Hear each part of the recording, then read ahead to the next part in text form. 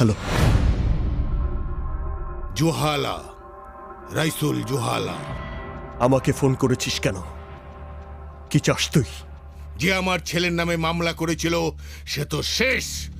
এবার সেই লোকের পালা যে আমার ছেলেকে মারতে মারতে থানা পর্যন্ত নিয়ে গিয়েছে। জোহালা, ইঁদুরের যখন মৃত্যু আসে তখন সে শহরের দিকে পালায়, আর তোর মৃত্যু তোকে আবার বাংলাদেশে টেনে এনেছে। তুই ভুল করেছিস সম্রাট। মৃত্যু আমার পিছু না, আজ থেকে মৃত্যু তোর পিছনে ধাওয়া করবে। তুই আমার রাজত্বে গায়ের জোরে প্রবেশ করেছিস, সাজা তোকে পেতেই হবে। সাজা কে কাকে দেয় তা আমি সাক্ষাতেই বুঝিয়ে দেব। তোর শক্তির সামনে এতদিন এলাকার লোক চুপ ছিল, কিন্তু আমি চুপ থাকবো না। আমি তোর আর তোর মাস্তান বাহিনীর কোমর ভেঙে দেব।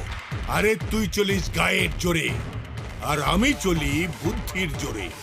তুই প্রস্তুত থাক, যে কোনো মুহূর্তে মৃত্যু তোর উপর ঝাঁপিয়ে পড়বে। মৃত্যুর ভয় আমার নেই, কিন্তু তোর আছে। তাই অন্ধকারে শহরে আসিস, আবার অন্ধকারেই চলে যাস।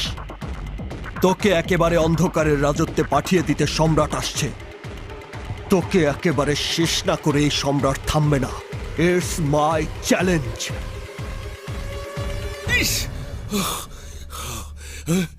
দবির, আমার বড় ছেলের কি খবর? আগামীকাল কাশিমপুর জেলে ট্রান্সফার হবে। জুয়েল, Dad? ও যত টাকা চায় ওকে দিয়ে দে। Okay dad. দবির, সিস্টেম কর, সিস্টেম কর। আগামীকাল আমি আমার বড় ছেলেকে চাই।